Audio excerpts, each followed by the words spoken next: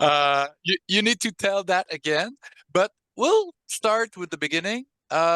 So we'd like to know how you get your start. Why did you get to?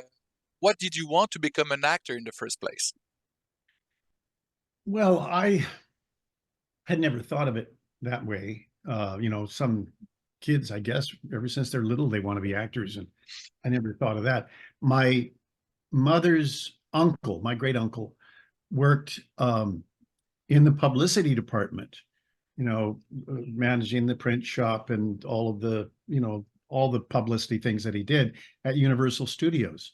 Oh, So okay, when we, my dad being in the Marine Corps, we traveled all my life, okay. 15 times by car, 15 times across the United States, Wow. 15 times. That's a lot of driving, going Yeah, from one station to the next and to the next one. Did you ever see The Great Santini? the Great Santini, no? Oh, that's a great movie. Oh yeah. Michael O'Keefe plays the son. Robert Duvall plays his dad, who is the Great Santini. Okay. And and he was also a Marine in it. My dad gave me the book and said, "Hey, you got to read this," because he knew him because they were both Marine fighter pilots, which is a very small group, and we were stationed Okay. at the same place one time. Anyway, the whole point of it, I'm being Ted Stryker, aren't I? I'm going on and on and on. I'm boring you to death. No, it's not boring at Uh, all. so in the movie, you see them packing up the station wagon. They get everything that's going to be shipped. They've got it in boxes, so they're going to go and ship that. But meanwhile, they've got their car loaded up, and they jump in the car and they start off driving to the next duty station. And That's your that's life what, when yeah. you were a kid. And in when I was 9, we got on a ship and went over to Turkey. We went to Italy and then got a plane that was a military plane that Dad and his boss flew. A military transport plane. So it had benches like the paratroopers would sit in. So we were all Okay. sitting on benches in this transport plane flying over to Turkey, which was kind of cool for a Wow, of 9-year-old. course. Well, For a 9 year nine, old, yeah. I turned 10 on the trip over there. And then Wow. until I was 13 is when we came back. So I lived in Turkey for 3 years. And Interesting. when I got back, he went to he was transferred again off to Japan, but we didn't get to go with him over there. Okay. And so we stayed at home. And while we were there, my uncle had us come up to Universal and gave us a tour. And the Universal Studios tour. Have you heard of the Universal Studios tour? I've been in 97. Yeah. I think that was right before they had the fire a few years later, and a lot of the lots got burned down, like the the big place where they shot. Psycho, I think, right? I think The Psycho, Psycho yeah, Mansion. and Yeah. also the big thing in Back to the Future, the clock Right. tower. I think it got Right. burned. But in 97, I was there. I did the little tour. I did all the rides, and it blew my mind. In 97, I was in heaven. I was 20, and I need to go back there sometimes. It's been a while, but Universal for a kid, it's just mind blowing. You get to be in this area where they shot all these classics. It's crazy Yeah. with your uncle who had pretty much the keys of the whole place. Well, the Universal Studio tour then wasn't. Oh So no. what the Universal Studios tour was then was a black limo, and we got in the limo, which was an old Cadillac limo, with the fins that curve up like that. It was the old one. This was back in the early 60s. Nice. And they drove us around the lot, and we'd see all the different sets. You'd see the Western town. This is all on the back lot of Universal over in Studio City. And that's kind of in the city.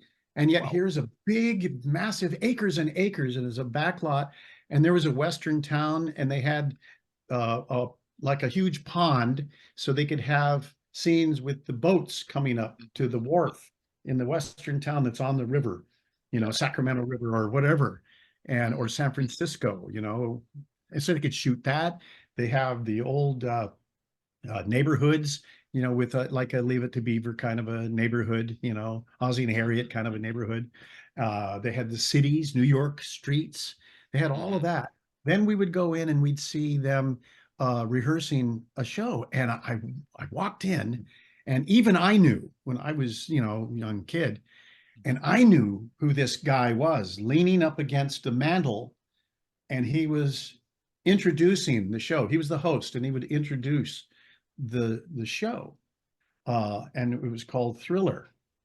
And the Oh, guy who was introducing it was Boris Karloff.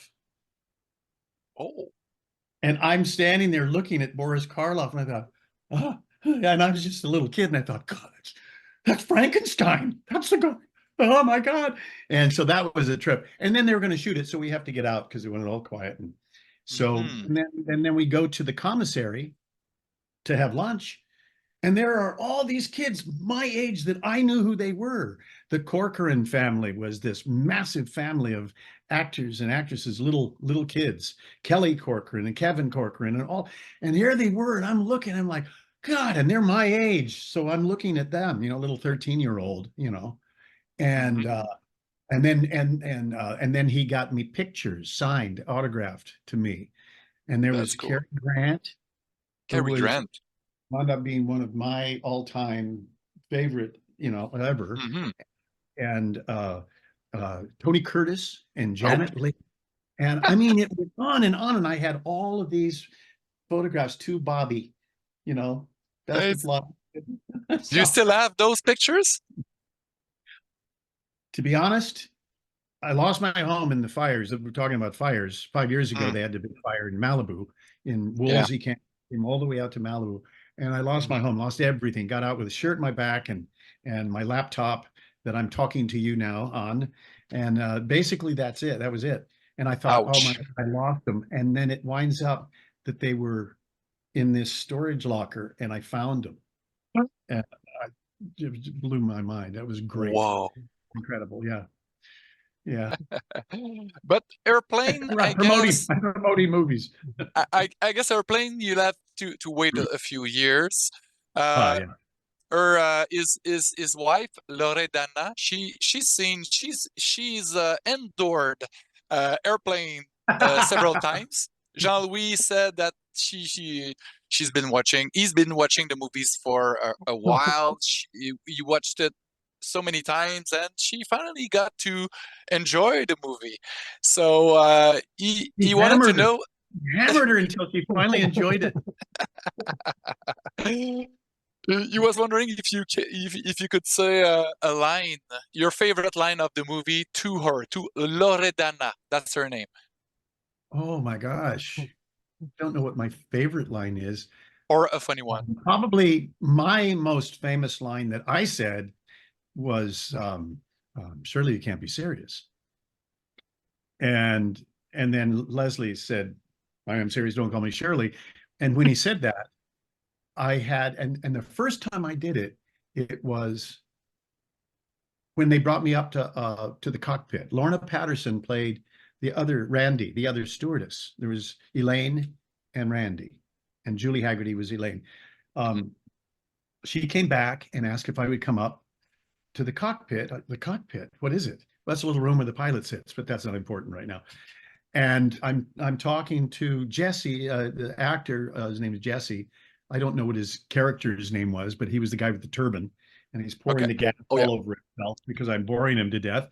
And so when he finally looks at me like, "Yeah, please go up there," so I go up there and I say, "Both pilots." And when Leslie says, "Mr. Stryker, can you land this plane?" And I say, well, I flew single engine fighters in the war, but this plane has 4 engines. That's an entirely different kind of flying altogether. And altogether, they say, it's an entirely different kind of flying. And when they said that, I remember I kind of, my eyebrow kind of went up, and I thought, what the heck was that? And that was as the character. I thought that's how he would react. And the Hmm. boys never saw it. We call them the boys. That's Jerry and David Zucker and Jim Abrams. They were The the voice. writers, Yeah. creators, Uh-huh. directors. Zaz. Yeah, yeah, yeah. As yeah, and the boys never saw it. Jerry was out with us in the camera, like the traditional director is, and David and Jim were back with the monitor taped off to Hmm. see what the screen would look like. Did it get on camera? Did something come on we didn't want, or whatever? Or no, it was perfect. Let's go with that. That was a good take. So they didn't see it. And then the next day they're watching dailies, and at lunch, and after lunch, they come running in and say, "Oh, we just saw you did this thing with your eyebrow kind of went up." And he said, "Oh, that was so cool. That was cool." And I said, What are you talking about?" Your eyebrow. And I went, "Oh, because I didn't do it on purpose. It just was Hmm. a reaction." It was like, hmm, how Yeah, strange. They would, So anyway, that was, all together. yeah. And then right after that is when he said, "Can you fly this plane or and land this plane?" And I said, "Surely you can't be serious." And he says, "I am serious. Don't call me Shirley." And I kind of looked at him again, like, what the? And it's funny. I told the boys this when we were all doing question and answers with audiences, and the audience would ask me about things which you developed in the character. How did you come up with certain things, whatever? And I said, my feeling was always that there was this insanity going on all around me, just kind of off kilter, Hmm. crazy Yep. stuff.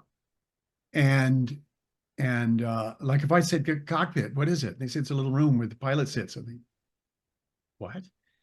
I'm the audience, Yeah. so I'm Hmm. confused, Hmm. and would normally laugh, but of course that would ruin it. So you can't laugh. You can't No, laugh at yourself. Just so I am sort of like being a subtle. weird, I have my weirdness and my Hmm. goofy strangeness, but I'm also sort of the anchor Hmm. that the audience can have something to hang on to look at all the insanity going on Yep. around them. The straight guy. And Yeah. yeah, and so and they said, "Oh yeah," they hadn't really thought about that. They said, "Yeah, that's right, that's true." Yeah, that's why the movie works so well, because as you said, everything's going on. It's so outrageous, it's crazy, it's nonsense. Doesn't happen like that. It's just like exaggerated, and you are there and you have to play serious. You have to be like the straight guy, but with those little things, you made it subtle that you were into the joke as well. You knew what's happening, but you were like, what the hell? Yeah, and it is a fine line. That's where the guys, to me, those guys are absolutely brilliant. Mhm. They're right up there. They're just among the most brilliant um, of the people doing comedy, I think. Yeah. They And almost invent and they can also invented with the like style. Jerry also proved that he was good at drama and comedy drama. And what was the thing he did with Ghost. Did it Patrick do? Swayze? And Yeah, yeah, Ghost. Yeah. yeah. So he proved it in that. It was so Mhm. touching and so heartfelt.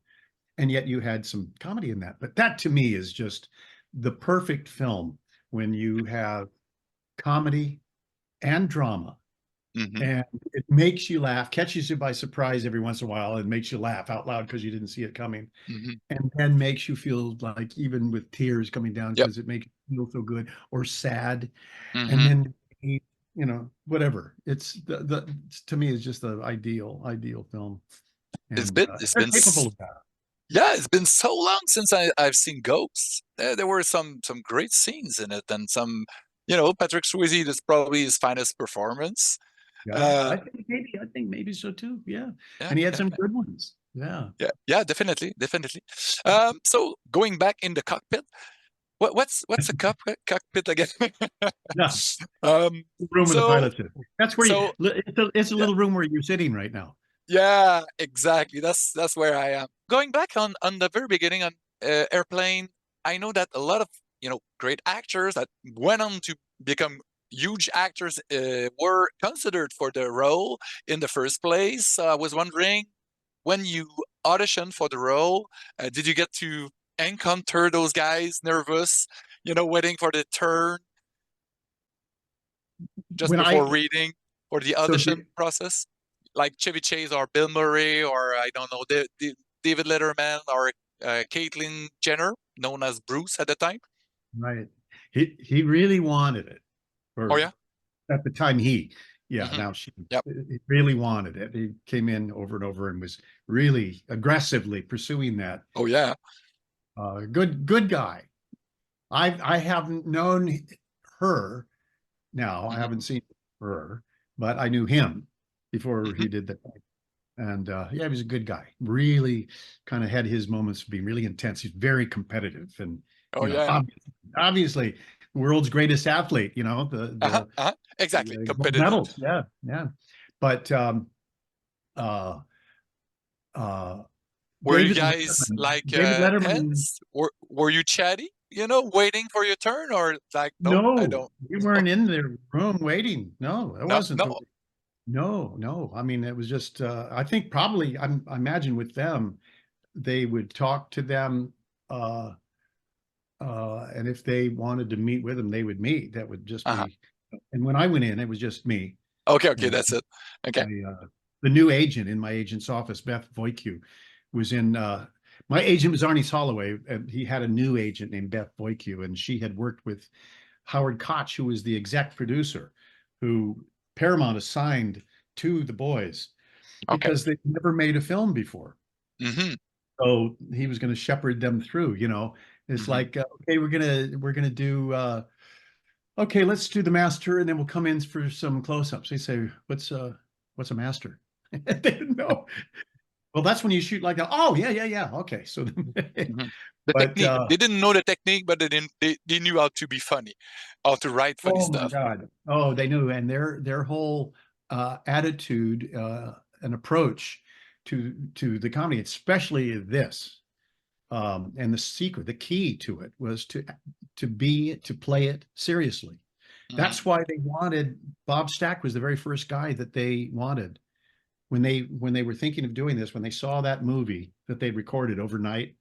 They set the recorder so they could record commercials, so they could do those in their little stage show that they'd make fun of commercials and do goofy commercials. And Hmm. there was a movie, and they'd get to the movies and they'd zip through those to get to the commercial. They started watching and they said, no, wait a minute, let's watch it. They watched it. They said, oh my God, this is so funny. It wasn't supposed to be, but it was so funny. And so Zero Hour was the name of the film, right? Okay. And Okay. and so that's when they started thinking about that. And when they then started writing and piecing it together, and they would think about an actor who would play this, the first one that came to their mind was Robert Stack. And Okay. Bob had been, you know, Elliot Ness and the Untouchables, and that was the thing that Hmm. really most known for. And it was Okay. that very serious kind of Hmm. thing to do. And and then when they got Peter Graves, Peter threw it on the floor and said, "This is the stupidest thing I've ever read in my life." And Peter told me this. I mean, they tell Oh the yeah. story. Peter told me this, and he threw it across the room. And his agent said, "Peter, you got to read it again. There's a buzz about this. It might be kind Hmm. of fun, and it might be good to do." And his daughters came to him and said, "Dad, this is It is you funny. read this." And so he said, "Okay." So he read it again. He thought, well, maybe All I don't right. know. Maybe it could be kind of funny. I don't know. I don't know. So anyway, he got on board, and then he, you know, really Hmm. got it. And Lloyd Bridges, I don't know what his initial thing was, but I remember when we were rehearsing one day, and it was Bob Stack and Lloyd up that were in the tower, and Julie and I were in the cockpit. So we had Hmm. a rehearsal room, and they had some tape on the floor saying, here's where a console would be. You'd walk around, and here, put some chairs for you guys.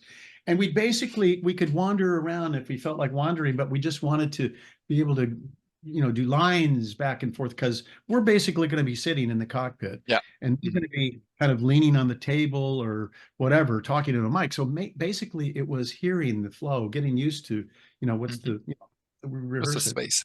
Hmm. And as we're doing it, Lloyd said he could see that he was just something was bothering him, and he was just.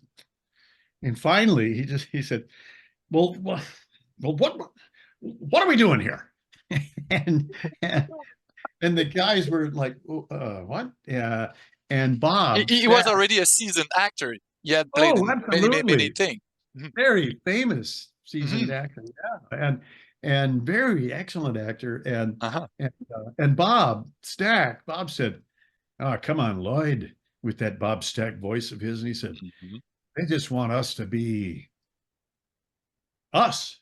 and and Lloyd went, kind of scowled, and So then he started reading it. And then as we did it, then he got it and he Oh yeah. really got into it. But the Uh-huh. whole key to it, the key to it was to be straight. Like when they're Mhm. telling me, Exactly. so many, you see so many comedies and they're doing it with a nudge, nudge, wink, Yeah. hey, so what do you think about Freddie, huh? And you do the comedy line, and it's like you're looking at the audience going, It's it, ah, it's funny, too huh? much. Yeah. Funny. Mm. And that's their little astral projection of themselves standing out beside themselves, looking at the audience saying, it's funny, huh? My astral projection standing next to me, if the audience would laugh, they'd look at the audience and say, what are you laughing for? This is serious stuff. And that feeling made them laugh more. So that's what the whole thing was about. He wanted everyone to be serious, and they would, I mean, they would tell us every once in a while when you would need that, they just kind of let it be known. Remember, we got to play this seriously. So that was one of the keys to the whole I, thing. When Paramount kept saying, "Well, here we got a comedy actor here," and they say, "God, they just don't get it. They don't get it." And they mhm. uh, they tell us in the book Don't Call Me Shirley, Uh, um, which is I have the book but I also have the audio book oh, because we all recorded when they interview us, we recorded all that, and nice. then they have those recordings in the book with us doing our, It's perfect. and um who's it, Michael Ovitz, and no, yeah, they had a Paramount at the time. Okay. Ovitz, I think. Yeah. Anyway, he was great, and he does his, and he's very good. I think he's very funny. The Yeah. boys do, and they're funny because to Mm. me they're funny. The shining one in the whole audio book is Julie. Julie is that's her voice, and so Okay. you hear that little voice, and she also is a brilliant actress, and I've seen her on stage too, and she Mm. with very good actors and actresses, and she just stood out Oh among yeah. all. Because And you she's guys very, had a chemistry that worked so well in the movie. So, eh, w- how I did that really like came up? each other. Yeah. Yeah. So I guess you guys, you know, during rehearsal, it gelled. Well, yeah, they had been all over. They had Steve Martin, who I think is a national treasure, and I guess Hmm. he's probably been, I guess, given the medal of whatever, for the arts, and well deserved because he's amazing. He's just amazing. But they didn't want, like, if he suddenly came on the screen, the audience would go, and they'd start Yeah. laughing. And Hmm. they say, "Oh, that's going to be funny." And they're waiting for a joke. A joke. Wait a minute, Yeah. where's the Yeah. joke?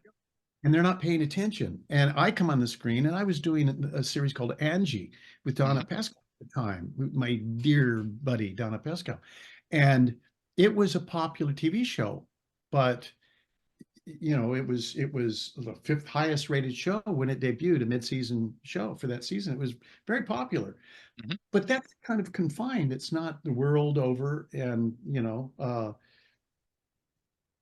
It, it was just a different animal. It was a sitcom with a live audience, cameras, and everything else. mhm. So when I come on, people then the theater going audience wouldn't necessarily know uh, me, and Mhm. so they would look, and when I'd start to say something, they'd think, well, what is he saying? And they would concentrate on that, and when I'd finally say, and it's the words, that was the jewel, the Yeah. word, the jewels. Mhm. And so when I would say something, they go, what? What? And then they'd laugh, and And you the know situation as well. yeah, yeah. So when they had Barry Manilow, um, I can't remember who. I guess it was Paramount. They wanted Barry Manilow to come in and read, Mhm. and they thought Barry Manilow, he's an A amazing singer. entertainer, but Yeah. yeah, but it's not. And I don't think he's quite right for this. And so he, I guess, got the script and said, "Oh, this is great. I really, this is great." And they went to Howard and they said, what are we going to do? He's interested in this now, and now they're going to push this. Oh, he's not right for the role. What are we going to do? He says, don't worry about it. And he called the agent and said, hey, this sounds very exciting. So, Barry, yeah, we're excited about that. I just want you to let you know. Now, actually, I know Barry's big. big, star, huge entertainer, makes massive amounts of money. Hmm. We've got a pretty low budget, so this is basically a low budget film, Yeah, and 3.5, I think, million. three point, yeah, 3.5, yeah, Uh-huh. and and he says, it's I don't know, it's the kind of thing that he would want to be associated with because he's got an image of this kind of thing, and it's just a bit Too cheap. wacky and Yeah. yeah, a little. So, and I just wanted to say this as a friend. I just wanted to let and the guy said, "Really?" And he said, "Yeah, yeah, yeah." So, I mean, they're Mhm. not paying much of anything for really. And he said, "Yeah." I said, "Oh, oh, okay." They never heard from him again. It was That's it. like Easy. Howard was the best. He was the best. Oh And yeah. and then they had others, Hmm.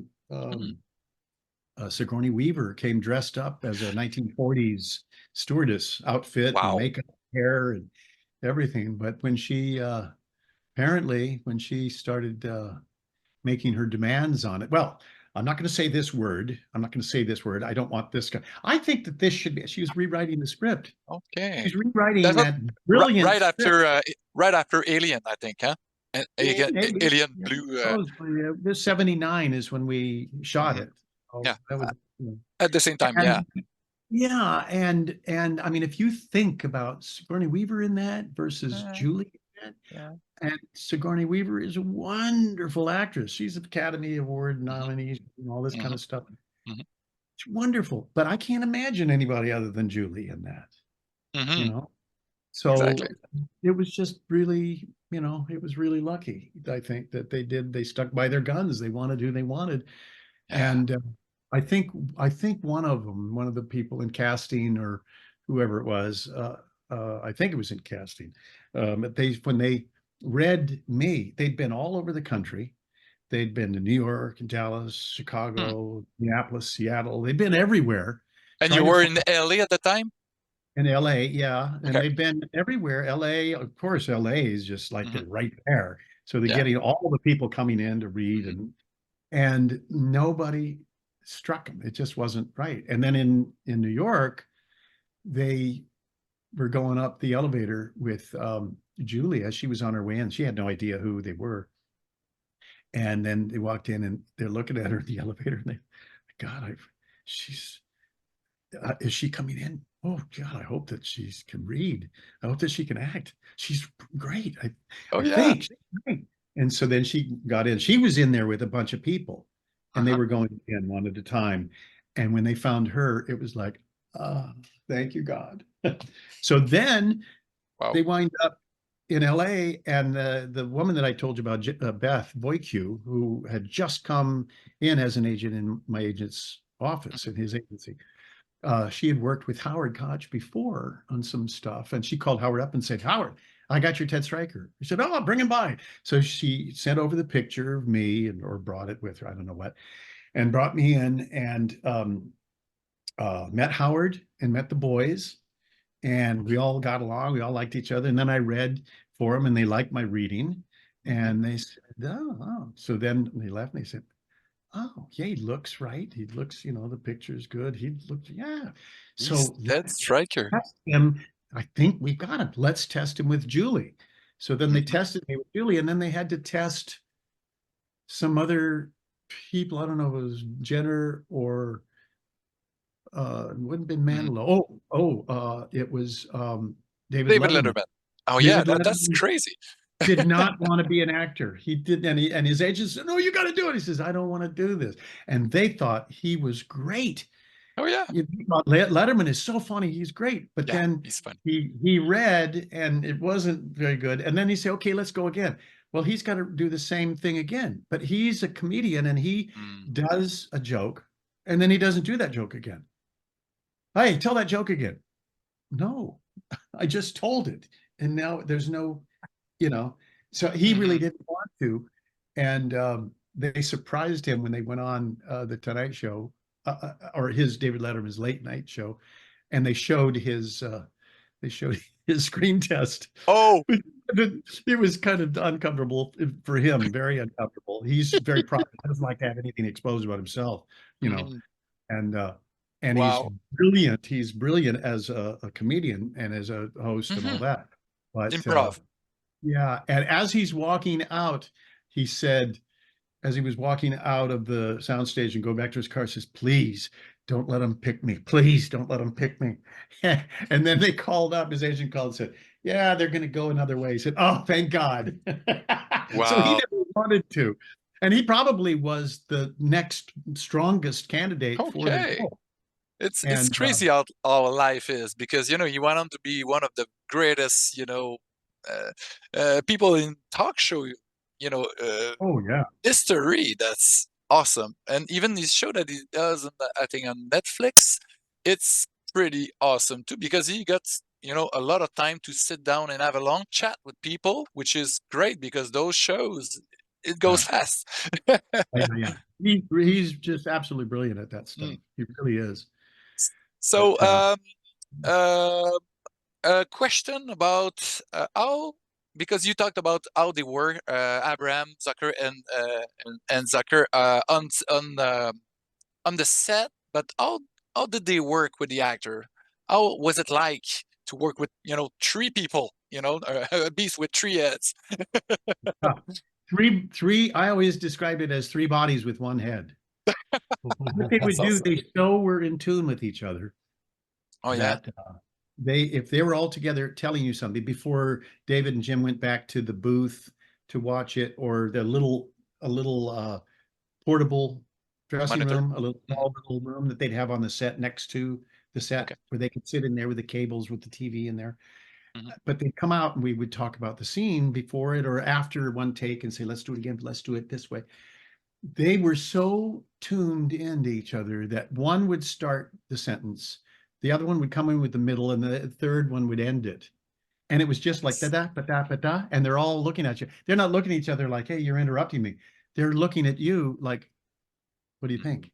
And and when we're doing a question and answer with audiences when we show the film, they ask that same question, and all of us start talking at the same time about, like, I'll talk about how, well, it's really interesting to see these guys, and they're saying, well, the meaning of the film is that, well, when I approach a thing, I like to, and everyone's talking, and you can't understand anyone, and it's just a mess, and that always gets a huge laugh from the audience. But then I describe my version of what it's like, and they also talk about how growing up since they were kids, their dads were in business together for Oh, a oh, certain okay. time. Hmm. And even though Jim is the oldest, and then David, and then Jerry, so they're Hmm. separated by whatever. And and uh, they always were supportive of each other and had different things to bring to it, and weren't they weren't ever critical and mean. It was constructive criticism that they'd give to Hmm. each other, and very supportive of each other and of other people when they come in. And if they did uh criticize you or make fun of you, which they Hmm. do, all that stuff, it was Of course. always so funny. It was like the Marx Brothers. It was Yeah. so funny, who were huge influences on their lives. Yeah. Oh Yeah. yeah, practical, slapstick. That's physical, and I guess probably Chaplin and all those, the early greats that are Yeah. into physical comedy, and but they had a gift for writing as well. The puns and the play on the words, and Ah, uh, that was a great mix. They were the first one to do comedy like that, and parodies also. It's a parody, and it had a big movement. There were so many, because they did, of course, Naked Gun afterwards, Police right. Squad. Let's talk Mhm. about um, also a bit of Leslie Nielsen, where we had it on set on this first airplane. How was it like to have Leslie Nielsen, who was already someone who had, acted a lot, but he was known as a comic actor, really. Well, the funny thing is that when they saw, I think they saw Leslie in something, and they kind of had known who he was. I mean, I knew who he was when I was a little kid. He did a Disney show, Hmm. and it was in the American Revolution. It was in the 1700s is when it took place, Oh, and it was called Marion's Marauders. And he was the captain or major or whatever in the Revolutionary Army, what okay. became the American Army, right, fighting against the British. And he had essentially they kind of created this for the story. It was essentially a group of special forces. It was like the Green Beret or like the Navy SEALs, or it was like whatever, but it was in the Revolutionary War. So they were a small group of guys, and he was their captain, Marion's Marauders. So Okay. it was like he was a hero, a heroic character, and to me, it was like, God, this is so cool. And I was a little kid, a Hmm. little 5, 6 years old, 7 years old, and then he would do movies, light comedy, Hmm. films but that comedy was more of uh, with well, James Garner and Doris Day and Rock Hudson, and that Hmm. the light comedy like Yeah, that, not romantic wacky, stuff. not wacky Mhm. job, yeah, Yeah, yeah. romantic comedy, and he did a little of that, but then he did a lot of stuff like on Bonanza. He would be the guest star, and he would be Hmm. the other big A lot of ranch owner TV. that was a bad guy. Hmm. So, but he was strong. He was, and he had that voice, that deep, resonant voice. Hmm. And so when they saw him and they thought, yes, that's who we want. Because I mean, the people they were coming up with, they wanted. I think they approached. Uh, oh shoot, Dragnet, the TV series Dragnet. You Yeah, know who I'm talking about. yeah. And, But I'm more familiar with the remake movie they did with Dan Aykroyd and Tom no, no, Hanks. this is the But I haven't original. seen the Yeah, TV show. yeah, and I can't even think of his name. Why? I mean, I'm blank on that, and I know it very well, but very serious. And the facts, man, just the facts. Just straight serious. And that he said no, no, this is too That's it. stupid. No. And several other people that they went to, and I can't even remember the names of all the people. But when they saw him, they went, yeah. So they go to Paramount and they said, this is who we want. And Yeah. once again, the casting guy says, Leslie Nielsen, he's the guy you can't get until the night before you start filming. And Oh then yeah. you find to settle for him. And it was like, oh God, what? And they're thinking, what is it? And so finally they say, go ahead, you go ahead. Right. So they hired. The first thing I'm trying to think. The first thing they shot might have been in the cockpit. Can you land this plane? You know what? Surely you can't be serious. I am serious. No, call me Shirley. All of that stuff. That first day, I think we shot that. Then Paramount came in and they watched the dailies and I get it. Oh, I see what they're doing. And a lot of times, I guess, people have to go see dailies and they think, well, I saw some dailies the other day of that. So I've got an appointment. Just tell the secretary to go, or just tell them I'll see it later. I can't see it. Well, when they showed Airplane, they had they had to show dailies over and over because everybody wanted to get in at the studio to see them. And then it would leak out from them to a columnist in Variety named Army Archard, Okay. and he was the biggest columnist in LA. Okay. And in that just Army Archard's column, whatever it was, right inside the first page. Okay. And he would say this, there's a new film they're doing here called Airplane. And then he would talk about it, and then he would say, apparently one of the scenes is, and then people were just looking for the variety every day to see Army Archard's is going to tell about another scene that's in the movie. Another scene that they're shooting is this. It was There was a big such buzz. I don't think they had to advertise. Everyone Wow. knew about it. They couldn't wait to get in to see it. That's And then crazy. a friend of mine called me up and he said, when I did, it's my first feature film, and we're all, you got a feature, yeah, I got a feature. It's pretty It's low exciting.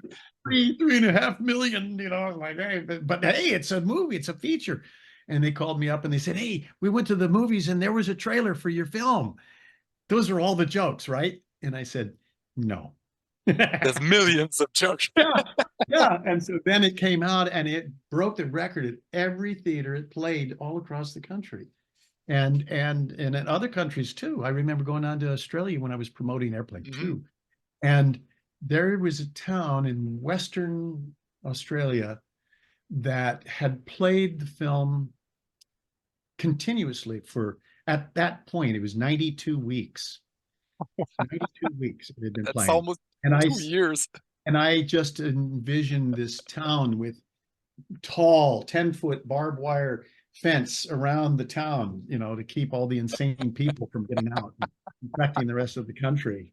And I said, how many psychiatrists do they have in that town? I guess they've imported a lot more now. Uh, It was so, pretty so just, crazy. but that's great that people, fans, they can get crazy about that stuff. That's awesome. I like being a fan of stuff, and Yeah. 92 I weeks love, in a row. But shooting the film with those dailies that people want, everybody wanted to see in each morning. So you already kind of knew it's gonna be something. well, So that was we exciting were to be having shooting that fun film. Yeah. as we were as we were going along. It was really fun, and it was my kind of. I understood what they were doing, comedy wise. I had done some stuff when I stumbled into all this stuff in this small college outside of Hmm. San Diego called Grossmont College, and uh, that's where just to get into college, all the classes were taken. I was registering late, and beginning acting was the only thing I could get into, so I took it. That's how the whole thing started for me. Oh, And okay. and but I used to do these things. I had all these odd, weird things, which are totally, politically incorrect, just like all of Airplane is. And Hmm. uh, That's weird um, because, as you said, politically incorrect today. Do you think a movie like that could get made? well, David has been asked that by journalists, and when Yeah. he and I have done more of these than I've done with all the rest of the boys, but we've all done them together. But when they asked him, a journalist asked him, and we had audience members ask us, "Could you do Airplane today?" And he said, "Sure," without the jokes. And which is true, because And sad. they've gotten so serious, they've gotten so intent on being People get injured. pissed more Maintain, today. you need to stay pissed off, have a reason to be pissed off, and you got to glom onto it. And you can't laugh at yourself, and you can't laugh at Yeah. society. You can laugh at things, which It's is the old it's a shame. British saying, yeah, taking the piss out, like the British say. And you can't do that anymore. And that's But it why so many Jerry Seinfeld and so many of the big comics, they're they're bread and butter, and they're, of course, he doesn't need any bread. He owns the whole bread factory and the Yeah. butter factory. But they would go not only for bread and butter, but also to work on routines and work on material. And that was the college circuit. They would go around Hmm. all the colleges and universities. They don't go anymore.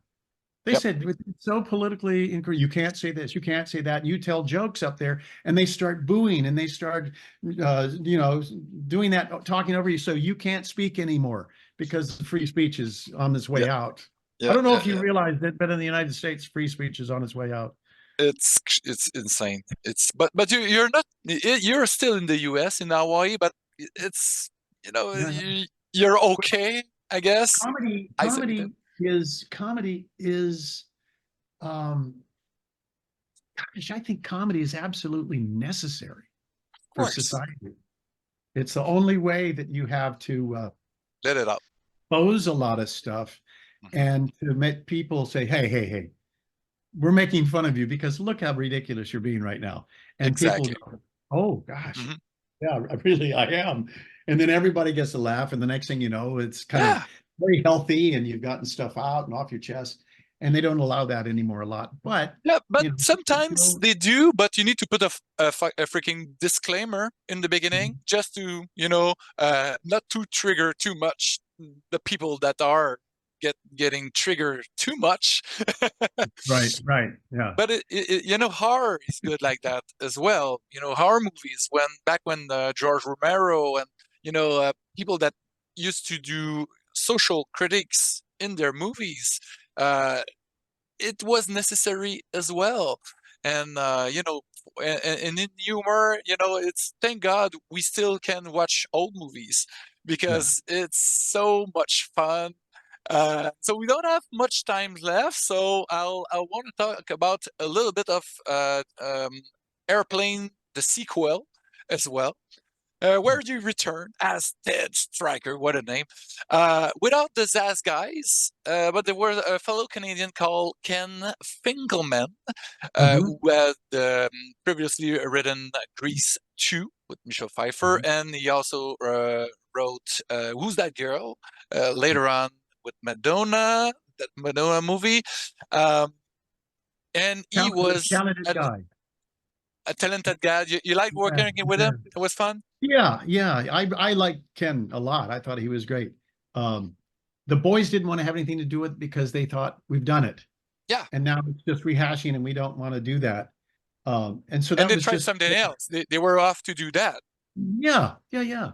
Hmm. And so they got Ken. They liked the idea of the one man, one film, kind of the Capra kind of a thing. But instead of being writer, producer, and director, they just wanted the writer, director thing. Hmm. You know? Hmm. So Hmm. so Ken and Ken asked me if I would come in and we would sit in his little cubicle, his office that they gave him, a small, tiny little office, Hmm. and which was the same as my little office. I had a little office there at Okay. Paramount. It's the same Oh, size, just a cool. little tiny, tiny little thing.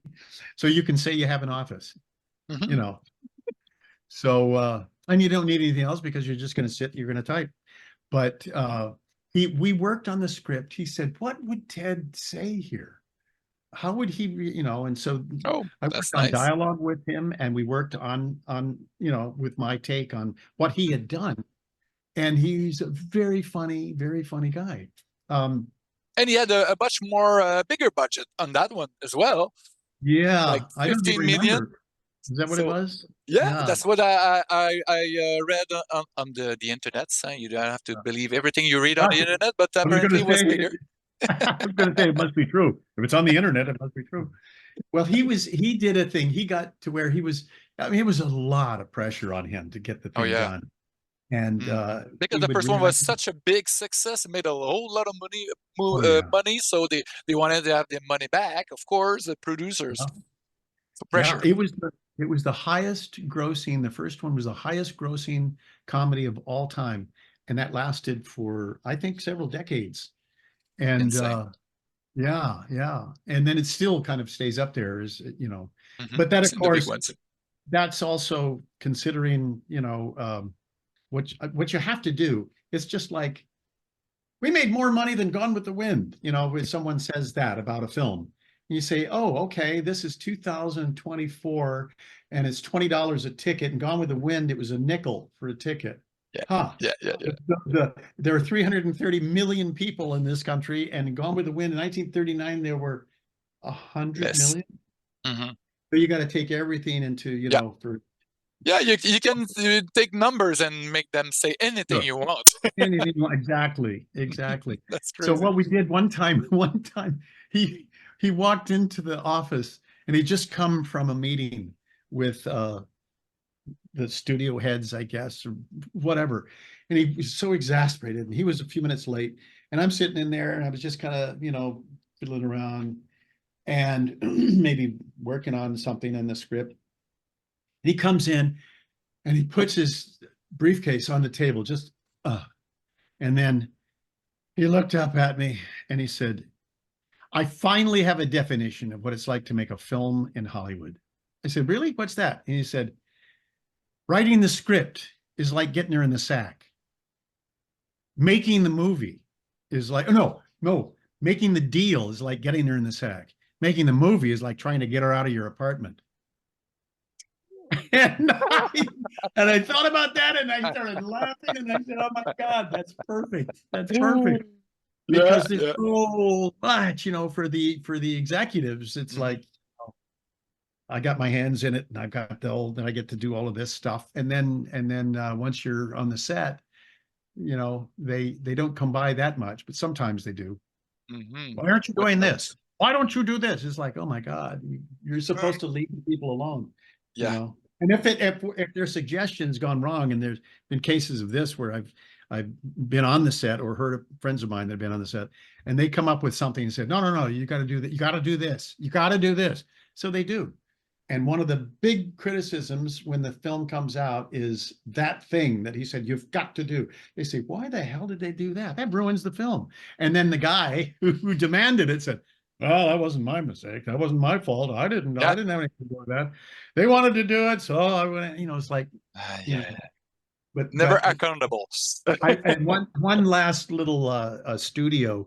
story. It's a famous, it's a, well, this one happened to me when I was doing the series Starman, Yeah, and we were Starman. Yeah. filming on the back lot, and we had Michael Douglas, who had produced the film, and Mhm. he was one of our executive producers because he owned that project. Mhm. Uh, and then we had two Jims that were our working writer producers, executive producers that were the guys there on the set. And one of them had gone to ABC, which was our network, and Mhm. had a meeting. And he was just pulling up his little red car. I remember he was just little Nissan. It was called a Okay. Datsun. I'm all this totally unnecessary information that No, no, that's right. I like details. I'm Ted Strikering you with, and No, no, no, you're not boring at all. and I'm walking back to the soundstage. We're going back to the soundstage to continue. We've done the exteriors out here now in the little forest that they have on the back lot, and we're going Mhm. inside to be inside the cabin that we were in. So we're going to Mhm. go shoot in the interiors. And he pulls up and he gets out of his car, sees me, and says, "Bobby, Bobby, come here. I got to tell somebody." And I said, "What's the matter, Jim?" And he said, "2 weeks ago, I sent a script over to a guy that I know at ABC." I said, "Yeah." And he said, "Well, I just went over on something totally different. I'm walking down the hallway and I see him and I said, 'Hey, what'd you think of the script?'" And he was trying to avoid me. And he said, "I don't know. I'm the only one that's read it." And then he took off. I said, "Are you kidding? You're kidding, right?" And he said, "No, no one told him what he thinks yet. He's Ah. the only one that's read it. He hasn't had anyone read it to tell him what he thinks." And that's I don't have any opinions. yeah, yeah, yeah, yeah. It was Suits. there's Yeah. a very famous story, the writer, is it Frank? I think Mankiewicz. He was a writer, very famous, Mhm. really great writer. Mhm. Um, and he was fired because of his opinion. He would just open his mouth unfiltered, and Mhm. they fired him for every job that he got. Eventually, they would fire him. And so a buddy of his got him a job at uh, it was Columbia. Yeah. And oh shoot, the head of Columbia, Harry, uh anyway, his friend said, "I got you a job here. Every day, bring in your lunch. You sit in your office, you eat. You do not go out there. When you're going to be invited, because you're a writer on the staff, you'll be invited to come into the lunchroom, the executive lunchroom, and have lunch with everyone else. Do not come in. This is my job that's on the line. Don't screw me up." So every day he sat in there and he watched the people walk past his office and he'd sit and eat his sandwich. And one day he just couldn't help it anymore. He went in ahead of them and he sat down at the table way away from the end of the table where Harry, um, that I'll remember his name in a minute, Harry Cohen, Okay. the famous Harry Cohen, the Mhm. founder of Columbia Studios. And he would sit down there. He sat all the way down here and he was sitting there eating his sandwich, and everybody comes in and they all sit down. And then the king, Harry Cohen, comes and sits down. And as they're eating, one of the vice presidents that's sitting down next to him they're all nervous. And one of them says, "Did you see such and such the other day. You know, it was I thought that was quite a good film. And Cohen says, piece of shit. I mean, you know, a good film, but in a lousy way. Yeah, it was really a piece of shit. It was really terrible. And they'd all be sitting nervously and quietly. And somebody else said, you know, I saw this film the other day, and I don't know, I thought it was you know, uh, and he was afraid to say anything, and Cohen said, piece of crap. And he said, yeah, I mean, that's what I was going to say. It was a piece of crap. It was a piece of crap. And Cohen finally said, I know how to tell if a film is good or if a film is bad. Right off of his office, he had a little door, one seat screening room, his own private screening room. Oh yeah. The Okay. projectionist would get up. There wasn't videos then. This was film. Mhm. Projectionist would set up the thing, and he would sit there. He said, I sit there and watch the film. If my ass squirms in my seat, it's a piece of crap. If my ass doesn't move, it's a great film. And Mankiewicz couldn't That's it. take it anymore. And he said, and he's got his sandwich, you know, a mouthful of food. And he says, imagine the whole world wired to Harry Cohen's ass. Boom, he was out. Wow. Oh man, I feel that so much. I've been working for 17 years for a big video game company in Montreal, and it's just like that, you know. Like the bigger the company is, Yeah, the more assholes they are. yeah. The more That they hands in the pot. Yeah. exactly, and everybody has an opinion, even Mhm. if they don't, it's not relevant. They have to say it. Yeah. It's yeah.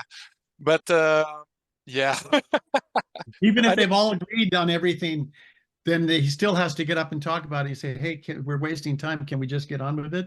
Oh, but I'm going to talk because I want to talk. yeah, You know, and and I'm the boss. I want to decide. You know, that's sometimes and like and, that. and I do have to say that there are those executives that have been, and history kind of proves it out, especially there are several that have been written about who were absolutely brilliant. And Mm, they actually were yeah, filmmakers. They knew what was yeah, good, what was bad. And it was because of them that there were a lot mhm, of films that were incredible, that were yeah, fantastic. exactly. Like just on top of my head, Walter Hill. That's a great Walter Hill was producer right there. great, Love it. great. But I'm Great talking about, director yeah, and I'm talking about also the studio executives, the in the heads of studios. the Yeah, studio of course that there is. actually knew, you know, and Kathleen Sam Kennedy, Goldwyn. and no, there's a lot of great people, but there's a lot Yeah, of old wood as well.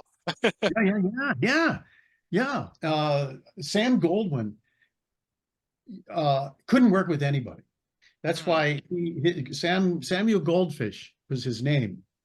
And in New York, when he first got into this, he started out, got a job as a glove maker. When he wound up, I think it was in Montreal. He came to Montreal Okay. from, he was born in Poland, went to some aunt and uncle in England, couldn't speak any English, wound up going over to Montreal, and I think wound up in upstate New York. Mm. And he got a job in a glove factory. So he was down in the bottom, sweeping floors and sorting out the materials, and worked his way up and talked his way into being a salesman, and wound up being one of their top, if not the top salesman. So he knew what people wanted. They came from being salesmen. They Mm-hmm. had contact with people. And the person didn't want this glove, they wanted this glove. They wanted this, not this color, they want this color. They knew what people Mm-hmm. wanted. And nowadays you have people that got a law degree, and they got an Mm-hmm. accounting degree, and they know, they call them bean counters, and they know Mm-hmm. what, well, wait a minute, this one doesn't have, they don't know anything about the The making film. people, The people. exactly. The real stuff, the ground, you know, they haven't eaten any shit, so they don't know shit. And even if you don't know, like when he started his company with Edgar Selwyn in New York, and so they put their names together and called it Goldwyn. Mm, okay. Goldfish and Selwyn became Goldwyn, and they said, okay, and we're going to do this, but if we dissolve, we can't take that name Goldwyn. That dissolves too. Okay. And That's Goldwyn, clever. Goldfish says, yeah, sure, sure. And then in the night, he knew they were going to, because they were arguing all the time. He argued with everybody he ever worked with. He couldn't work Oh with yeah. anybody. And in the night, he went across the border into New Jersey, the state line into New Jersey, got a judge to legally change his name to Goldwyn. Oh Then he yeah. comes back, and then they dissolve the company, and he says, "Okay, now I've got Goldwyn, studios." And the guy says, "Hey, you can't use Goldwyn." He says, "So when can a guy not use his own name?" What? I changed my name to Goldwyn. I mean, it's like he's just a sneaky son of a Good. gun. Oh So yeah, that's he clever. was Metro Goldwyn mayor, but Mm-hmm, they mm-hmm. kept MGM. They kept Goldwyn the name, but he was out, so he Yeah, started yeah. Samuel Goldwyn. The thing about him was he knew if something wasn't right. He Mm-hmm, would come down, and it was just Samuel Goldwyn Studios. He oversaw every film that ever came mm-hmm, out, mm-hmm, and he mm-hmm. would come down to the soundstage, and they got this kid that they brought out from New York, a nightclub performer named Danny Kaye, and I think, I don't know, he had blonde hair or brown hair or something. And as the story goes, and he was looking at the thing, they're doing it, and he says, "Something's wrong here. Something's wrong. This is not right." And finally said, "It's the hair. Make the hair red." And that's when they said Danny Kaye got red hair. Whether that's true or not, but that's one of the stories. But what he would do is he would say, "It's not right." A big musical number, the famous Goldwyn Girls. He'd say, Mm. "It's not right. Fix it." And then he would leave, and they say, "Fix it. What do you mean fix it?" He said, "Fix it." And he would leave. And they'd think, my God, they would tear everything apart, all the choreography, go back over it, and they would do it all again. They said, "No, but it's the same thing. I know this works." And so they would do the same exact thing. They'd torn it all apart, put it all back together. He comes down, he looks at it and says, "Yeah, now it's right." There was something that they did in there, Yeah. that something, but he didn't know what it was, but he knew it was wrong. Then Mm-hmm. they fixed He it, and was it was, feeling the feeling inside yeah, him, he but he just knew. couldn't tell. He knew. Yeah, Yeah, yeah. but it's hard for people that work with that kind of people because Oh yes. Oh they- yeah. they're not But specific about what they don't like. So you the know, thing about it was that the stamp of Sam Goldwyn Mm. was something that became kind of legendary. That A seal was of quality. exactly. Yeah. Yeah, I remember the logo. It's yeah. That's a great story. But we need to go back a bit in the Oh right. airplane, I or forgot or airplane. but but we need to go back in an elevator with a fart box that you told us about last time. You need to tell the story about Leslie Nielsen, this fart box, and some ladies in an elevator, if I can Well, recall. I have to go back. I have to go back before that. I have to go back to the first day on the set. Okay. And I had my chair, and it had my name on the back, and that was so Oh, cool. And I was sitting wow. there, and I Of was course. sitting with somebody else was sitting in there. We're just sitting, and this is like when we're beginning, and so some extras are coming on, and I saw these girls, uh, and they came on, and one of them said, "It's Leslie Nielsen. I'm going to go say hello to him." And so I watched, and she went over, and he was over in a part of the set that was an old set with the living room and all this, and he was kind of, I guess, holding court with some people. And she went up to say hello, and minutes, just seconds later, she comes rushing back to her friend, and by this time they're back over next to me, and she said, "Do you know what he just did?" And she said, "What?" And then she's, not wanting to say it, but that he was farting. And I'm laughing because I already knew about this, because I had been introduced to it. Okay. Every take Okay. I ever did with him was, That's it. "Oh, Mr. Stryker, can you land this plane?" on my close-ups. So then I started talking with him about it. Wow. And So many and he, takes, I guess you had to do with that guy. no, we No? had to be straight, had to be straight. You had to Yeah. keep a straight face. I learned that when I was in theater, how to keep a But straight those face. farts.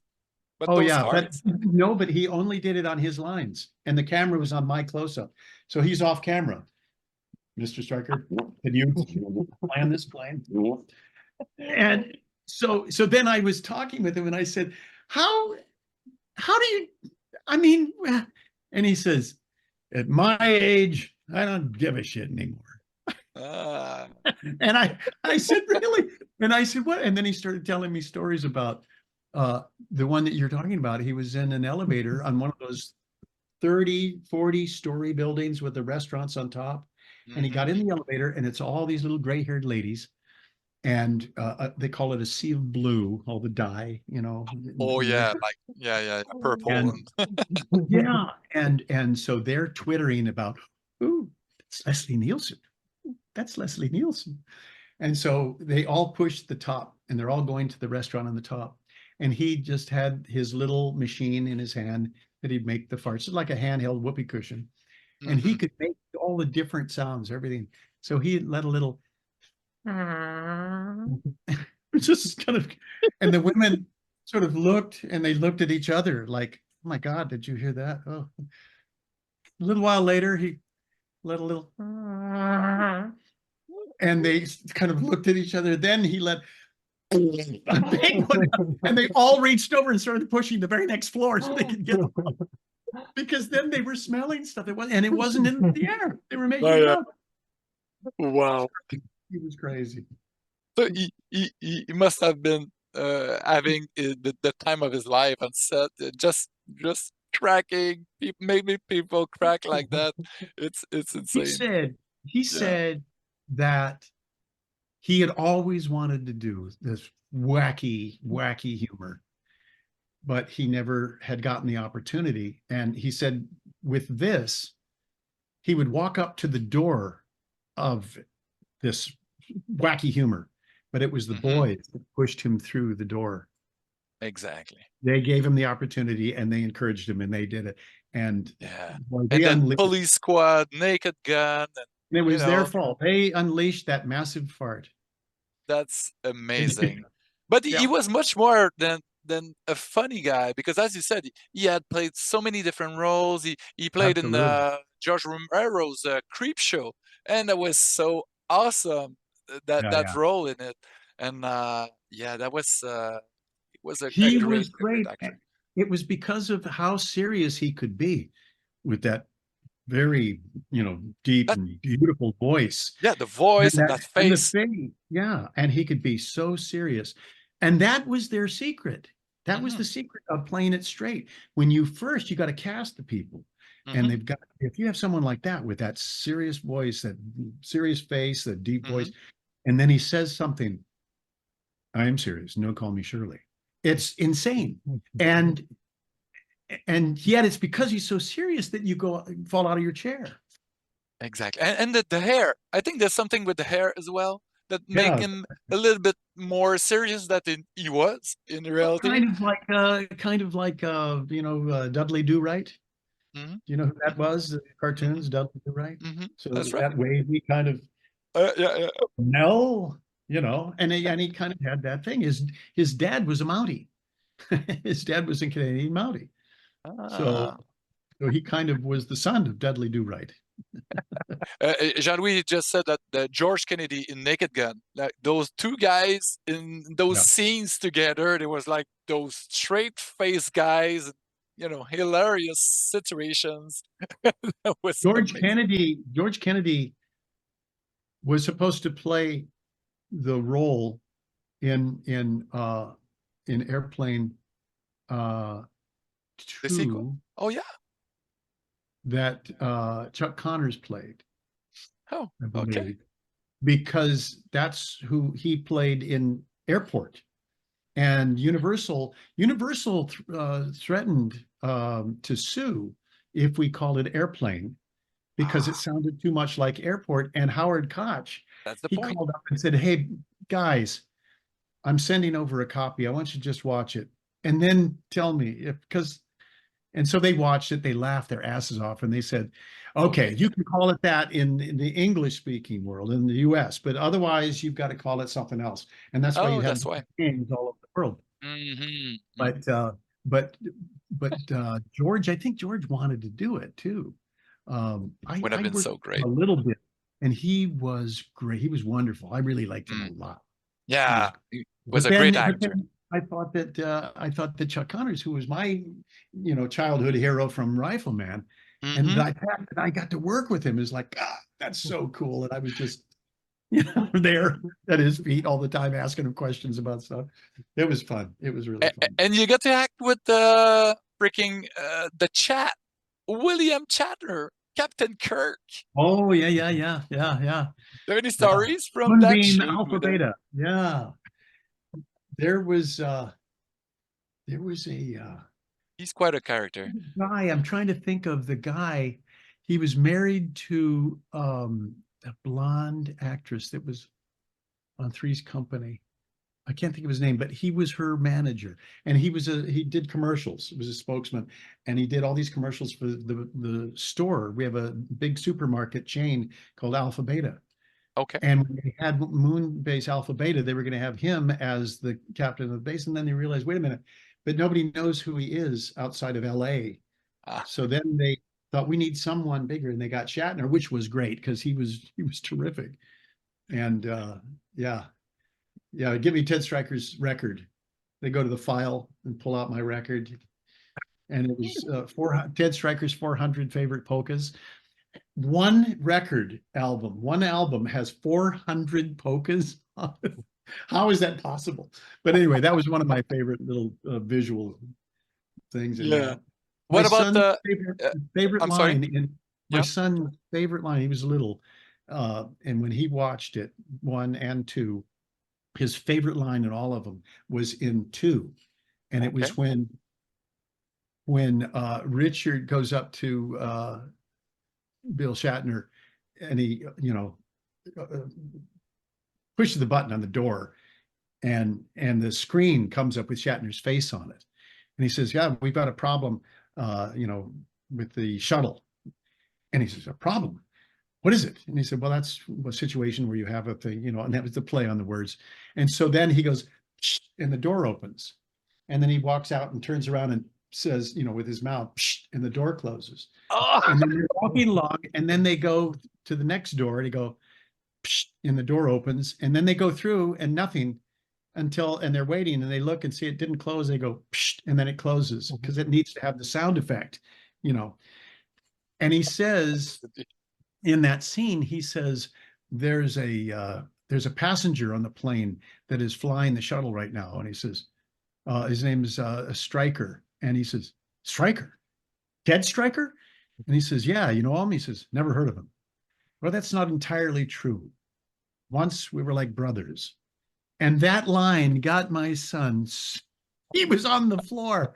Still to this day, he loves oh that yeah. line. Never Captain heard of it. Kirk was That's your not brother. entirely true. Once we were like brothers. Was just wanted to know about. Do you have an anecdote on John Vernon, who played Dr. Oh, Stone in the yeah. second one? He's a great actor. I loved him in the Dirty Harry, Animal House, and many Yeah. cult films. So Another one with a great voice. oh yeah, Voice of complete his was one. great. He was the voice of the first animation series of Iron Man. Oh yeah, he, he, And I he did he a did short. some animated shows. Yes, a bunch Yeah, of them. yeah. Mhm. And his daughter Kate is a wonderful, wonderful lady. Okay. Uh, just really, really, really great family. Nice, nice folks. Really great folks. But I loved, I loved his scene uh, in the courtroom. Uh, What's your impression of something? I'm sorry, I don't do impressions. Exactly. I mean, it's just so insane. It's so insane. I loved it. I loved it. He was great. Oh man. And a last question before we leave you doing Hawaii stuff. I want to go to Hawaii one day. But Jean-Louis, he wanted to know about the dance scene in the first airplane. Was it hard for you to shoot? Were you a dancer before that? I'd taken some dance classes here and there. I did for a musical that we did at Gossamer College, Okay, Little Abner, and I played Little Abner in that, and so I got dance. okay. The dance choreographer said, "If you come and take, uh, I'll give you free," and it was jazz. That's the kind of dance we were doing for that show. Hmm. "I'll give you free jazz dance classes if you will take the ballet classes, because I don't have enough guys to lift the girls." And I thought, I don't want to take Why not? ballet. Gee, I don't want to take ballet. That's sissies. And so finally, I said, okay, okay. She said, I just need you to lift the girl. I said, okay. So I go in and I was lifting the girls, and then you have to stand at the bar and do your leg movements and do Uh-huh. all that stuff. Hmm. Hmm. And so I did all that. I took those classes, and one of my acting teachers uh, started his class, and this was after I'd been doing the classes for a few weeks, and we hadn't. I don't know if we'd done the play yet. I think I'd just been taking those, work helping her with her class while I get to take those classes. Anyway, Okay. he said, before I start the class today, I just want to say that it's really something how well Robert has changed with his movement. If you notice, his movement on stage is so improved because he's been taking dance class. In other words, that was his way of saying, you guys should do the same kind of thing. It helps with movement, learn more stuff, do more things. And so I had that when I got up to LA. I got into That's a cool. thing called Afro-Cuban jazz class. And I thought, oh, Okay. that sounds cool. So I went to it, and it was all these people that were like huge dancers, big. And I thought, this isn't, I think I lasted one class, and I thought, this Oh, isn't, too hard. I can't do it. It's like a high school freshman going Hmm. into postgraduate calculus. It's like, what? So, Ouch. but what we had two guys that were our dance instructor, and they choreographed the dance scene for me and for Julie, and we rehearsed it for 2 weeks. Hmm. And it was oh, the guy, oh my geez, I hadn't been thinking about this. So Lester something. He was a black guy that was one of the choreographers for Saturday Night Fever.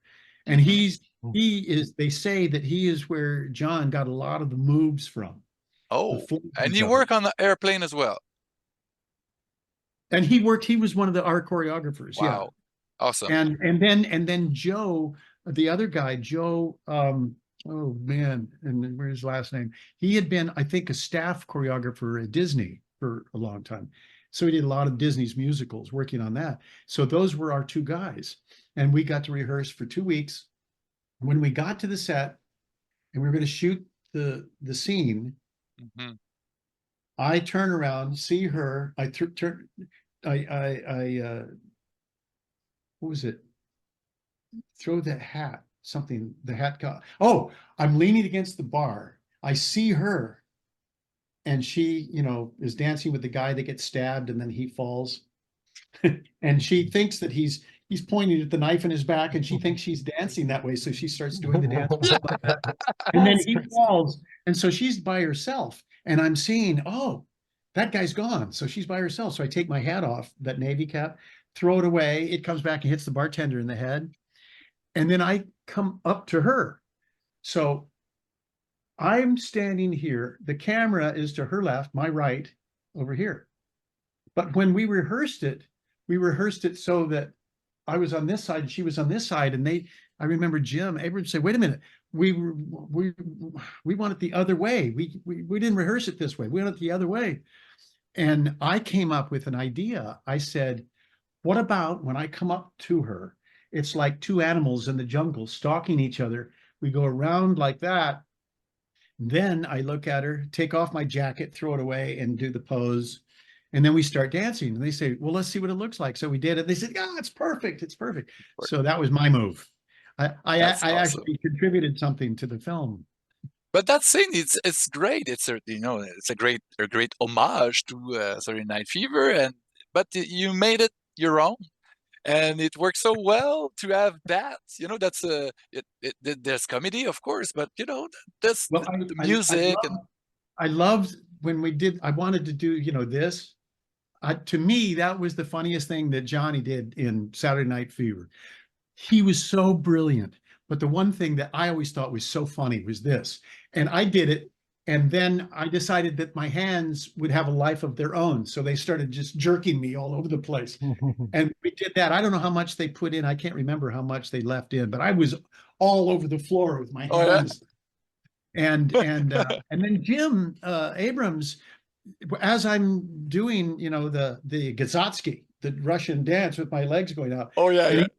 he said, "Can you juggle?" And I said, "Yeah." And they threw in some oranges or tennis balls or something, and I just started juggling, and that was on the spot. That's And awesome. yeah. And then someone actually came up to me and they said, "God, when you did that dancing like that, how did you do that?" Because remember, both legs went out. And I said, "It really worked out." That's comedy I had cinema magic. I had the two wires holding me with a belt around the middle with the two wires. But I said, "I really worked out." And they said, "Really? And they Wow." believed you. I don't think I told them I had wires. Everyone else knew it. Anyway. Oh, and you have to say something to Loredana. You have to thank Loredana for keeping up with Jean-Louis' obsession with airplane. Loredana.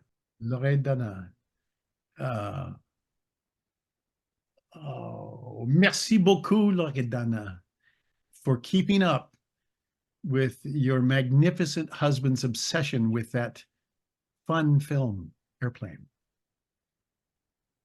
And Because don't call her Shirley. surely you can't be serious. You did like it. Hmm?